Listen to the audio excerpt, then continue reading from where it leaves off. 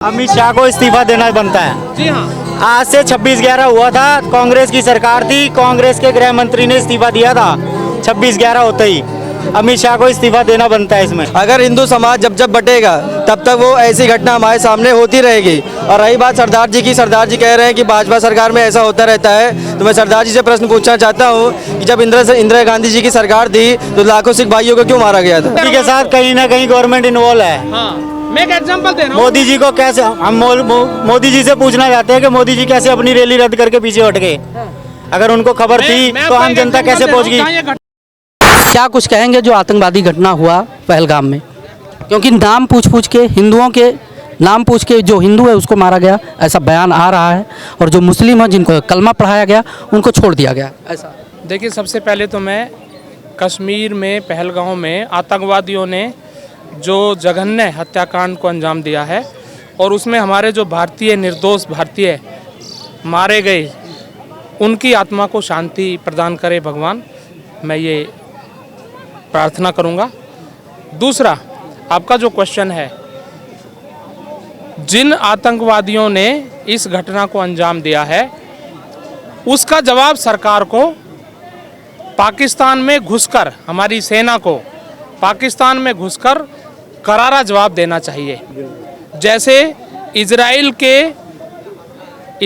के नागरिकों को हमास के सैनिकों ने, हमास के कमांडोज ने अंदर घुसकर मारा, वो शांतिपूर्ण ढंग से पार्टी कर रहे थे, उनको मारा। उसका तुरंत जवाब इजराइल ने दिया। क्या दिया? और आज तक इजराइल उनको नष्ट करने में लगा हुआ है। फिलिस्तीन के अंदर, गाजा पट्टी के अंदर घुसकर हमास के ठिकानों को नष्ट किया इजराइल ने, बम मारे, उनके सैनिकों, उनके जो कमांडोज थे, हमास के जो सैनिक थे, जहां भी नजर आए उनको मारा, और अब तक उनके खिलाफ कार्रवाई कर रहा है इजराइल। तो ऐसा ही करारा जवाब भारत सरकार को देना चाहिए। जवाब देना चाहिए। हाँ, ये अच्छी बात है, जिम्मेदारी भी तो होनी चाहिए। कौन जिम्मेदार है इस घटना का? हाँ, 28 लोगों की जान गई है। जिम्मेदार भी सरकार है, जिम्मेदार भी सरकार है, क्योंकि कश्मीर शुरू से ही एक सेंसिटिव जगह है, सेंसिटिव इलाका है, खासतौर से पहलगाम। और वहाँ पर जब ये घटना हुई, कोई भी सैनिक नहीं थे, ना सीआरपीएफ के जवानों की ड्यूटी थी, ना बीएसएफ के जवानों की ड्यूटी थी, ना वहाँ की लोकल पुलिस कोई वहाँ अवेलेबल थी। और इसी वजह से इसी लैक ऑफ सिक्योरिटी का फ़ायदा उठाकर आतंकवादियों ने पहले रेकी की होगी, फिर उन्होंने देखा कि भाई यहाँ तो कुछ है ही नहीं सुरक्षा, इसलिए उसका फ़ायदा उठाकर उन्होंने वहाँ टारगेट किया टूरिस्ट्स को। और देखिए, इसमें हिंदू मुस्लिम की बात नहीं है, उन्होंने तो वहाँ के जो घोड़े वाले थे उनको भी मार दिया।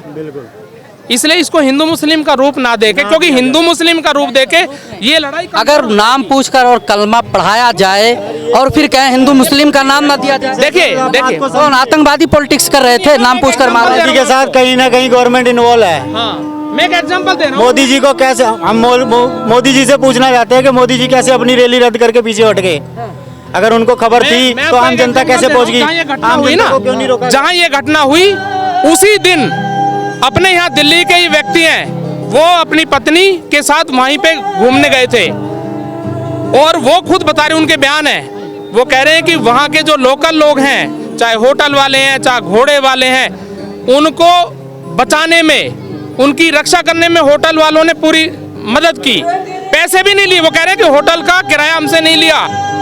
और भारतीय वायुसेना ने, सुनो, भारतीय इंडियन जो एयरलाइंस है, उसने 38,000 रुपए एक व्यक्ति का किराया लिया। चलिए, आपने कहा लोकल ने बहुत मदद किया, लेकिन उन्हीं लोकल्स में से 2 आतंकवादी भी तो हैं। सही है, उन्हीं लोकल्स में से 2 आतंकवादी भी हैं जिनके घर आज ढहाए गए, आईडी लगाकर उड़ाए गए। तो उनकी भी तो, जब उन लोकलों की जिम्मेदारी नहीं बनती कि ऐसी गतिविधियां हो रही हो घर के बगल और उनको पता ना चलता हो सरकार को? देखो, जरूरी नहीं ऐसी गतिविधियों का हर व्यक्ति को पता चल जाए। हाँ, यदि कोई ऐसी घटना में इन्वॉल्व पाया जाता लोकल, तो उसके खिलाफ भी कार्रवाई सरकार करे। घर तोड़ दिया, वो तो एक कार्रवाई है ही, साथ साथ और भी सख्त कार्रवाई की जाए उनके खिलाफ। उससे कोई नहीं रोक रहा सरकार को। इस ऐसा करने से सरकार को कोई रोक नहीं रहा। सारी पावर सरकार के हाथ सब में है, सब लेकिन पावर सरकार के हाथ में। इमीडिएट एक्शन ले, मारे गोली ऐसे बंदों को। केंद्र शासित प्रदेश है वो इलाका केंद्र शासित प्रदेश है और होम मिनिस्ट्री के अंतर्गत आता है, इसलिए सबसे बड़ी बात, इस हादसे में अमित शाह को इस्तीफा देना बनता है। जी हाँ, आज से 26/11 हुआ था, कांग्रेस की सरकार थी, कांग्रेस के गृह मंत्री ने इस्तीफा दिया था। 26/11 होते ही अमित शाह को इस्तीफा देना बनता है इसमें। नरेंद्र मोदी जी 26/11 का हमला हुआ था, जब ये बाहर थे खड़े हुए और यही मोदी जी इस्तीफा मांग रहे थे मीडिया के सामने। और देखो एक बात मैं और कहना चाहूँगा, सरदार जी सामने खड़े हैं, गुरुद्वारा बंगला साहिब जाते हुए मुझे 20 साल हो गए हैं। क्या अगर आतंकवाद एक पहलगाम के अंदर हुआ है, उसको आतंकवाद तो ठीक है, ये आतंकवाद है, आतंकवाद कहीं भी हो सकता है, या दिल्ली के अंदर भी हुआ है, या सामने बम रखा गया, गोपालदास बिल्डिंग के सामने बम रखा गया, करोल बाग में बम फटा, पहाड़गंज में बम फटा। आज बंगला साहिब गुरुद्वारे की सिक्योरिटी के नाम पे 0 हैं हम लोग, किसी भी गेट से घुस सकते हैं और दुनिया जाती है वहाँ पर। अगर वहाँ पे छोटी मोटी घटना हो जाती है, हजारों आदमी मारा जाएगा। हम सोए हुए लोग हैं, हमारे को जागना पड़ेगा हर मामले में। देखिए, कटेंगे तो बटेंगे, ये योगी जी ने नारा दिया हुआ था। अगर हिंदू समाज जब बटेगा तब तक वो ऐसी घटना हमारे सामने होती रहेगी। और रही बात सरदार जी की, सरदार जी कह रहे हैं कि भाजपा सरकार में ऐसा होता रहता है, तो मैं सरदार जी से प्रश्न पूछना चाहता हूँ कि जब इंदिरा गांधी जी की सरकार थी तो लाखों सिख भाइयों को क्यों मारा गया था? तब तो आपने नहीं कहा उसमें आरएसएस नहीं करी, तो कांग्रेस सरकार ने थी, करा तो कांग्रेस सरकार ने था। आपको इसी पता नहीं है, कांग्रेस का नाम लेके आरएसएस ने सारा काम कराया है। अब ये देखिए, अब गोली किसी और ने चलाई, बंदूक किसी कंधे के पे रखे रह रहे हैं कि भाई कांग्रेस ने सरकार ने नहीं किया। भाई एक्सेप्ट करिए, बात हम पहलगाम पे कर रहे हैं, आतंकी हमला हुआ हमारे देश के, कई लोग मारे गए हैं उसमें। खास करके सबसे बड़ा मुद्दा है, जितने भी प्रत्यक्षदर्शी हैं वो कहते हैं कि नाम पूछ के, जिनका नाम हिंदू था या जो कलमा नहीं पढ़ पाए, उनको मारा गया। इस पर क्या कहना चाहेंगे? देखिए ये घटना बहुत निंदनीय घटना है। अगर आप किसी का नाम पूछ के मारेंगे तो क्या कल को सिख रहेगा, कल को हिंदू रहेगा, कल को हमारा दलित समाज से कोई रहेगा, क्या आप उसको भी गोली मारेंगे? लेकिन ऐसा नहीं है। देखिए हमारा जो राष्ट्र है वो धर्मनिरपेक्ष राज्य है। इसमें क्या होता है कि सभी धर्म को एक साथ बराबर समान दृष्टि से देखा जाए। लेकिन जो इस्लाम धर्म में अगर आप मदरसा को बंद करेंगे तो उससे मुस्लिम समाज में उन्नति का कार्य होगा। जहाँ जहाँ धर्म हावी होता है वहाँ वहाँ राष्ट्र का सर्वनाश होता है। आप उदाहरण के तौर पे देख लीजिए बांग्लादेश, वहाँ धर्म हावी हो गया। आप उदाहरण के तौर पे देख लीजिए अफगानिस्तान, तालिबान वहाँ पे आके हमला किया। आप उदाहरण के तौर पे देख लीजिए पाकिस्तान, वहाँ खुद का गृह युद्ध छड़ा हुआ है।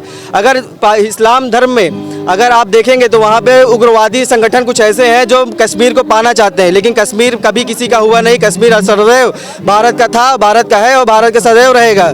अगर उस पर पाकिस्तान अगर नज़र डालेगा तो जैसा हमारे मोदी जी ने कल बिहार की धरती पे कहा हुआ था कि मिट्टी, हमारा सरकार जो है मिट्टी में मिलाने का काम करेगी, तो वो कहे हैं तो वो करेगी। जैसा कि आप विगत लिस्ट में देख लें, करेगी। लेकिन ये भी तो आरोप लग रहा है कि जब से बीजेपी सरकार आई है तब से हिंदू मुसलमान हो रहा है देश में, और उसी का परिणाम है कि आप ऐसे देखेंगे तो आप ऐसे भी क्यों नहीं देखते कि आप जवाहरलाल नेहरू को क्यों नहीं देखते? आप वो गद्दी पाने के लिए जिन्ना को गद्दी नहीं दिए। अगर वो दे देते गद्दी किसी और को तो आज पाकिस्तान हमारा भाग होता। फिर ये जड़ जो है उसी बीच से ही बहुत ही चली जा रही है। हम हिंदू मुस्लिम कर रहे हैं, लेकिन ये हिंदू मुस्लिम है ही नहीं। हमारे हिंदू मुस्लिम जो है अंग्रेज छेड़ के गए थे कि फूट डालो राज करो, फूट डालो राज करो, और वो आज तक वो बीच अभी तक चलता आ रहा है। अगर हम इसी में लड़ते रहेंगे तो ये हमेशा मैटर कभी सॉल्व होगा ही नहीं। अच्छा, भारत सरकार से क्या उम्मीद रखते हैं? जिस प्रकार से आए दिन आतंकी घटनाएं घट रही हैं हमारे देश में, क्या उम्मीद रखते हैं भारत सरकार? देखिए भारत सरकार से हम उम्मीद करते हैं कि वहाँ जो कश्मीर पे लोग, जो भाई बंधु हैं हमारे, वो हमारे राष्ट्र की ओर आकर्षित हो। हमारा राष्ट्र ये नहीं कहता कि हम आपकी रक्षा नहीं करेंगे। हमारा राष्ट्र ये था कि हम आपको केंद्र शासित राज्य बना दिए, 370 हटवा दिए। वो आपकी भलाई और पूरे संपूर्ण भारत की भलाई के लिए किया गया है। अगर कोई भारत का लाल शहीद होता है तो वो भारत के नाम पे शहीद होता है, वो गोली भारत के नाम पे खाता है, वो धर्म के नाम पे नहीं खाता। सबका खून लाल होता है और वो जात मजहब नहीं देखता है। हम भारत सरकार से यही उम्मीद करेंगे कि जैसा मोदी सरकार ने कहा हुआ है कि हम मिट्टी में मिलाने का काम करेगी, तो वैसा हम चाहते हैं कि पाकिस्तान में जो भाई हमारे वो हिंदू समाज में जो मारे गए हैं और जिन्होंने मारा है उनको मिट्टी में मिलाया जाए। यही हमारा है ऐसा नारा।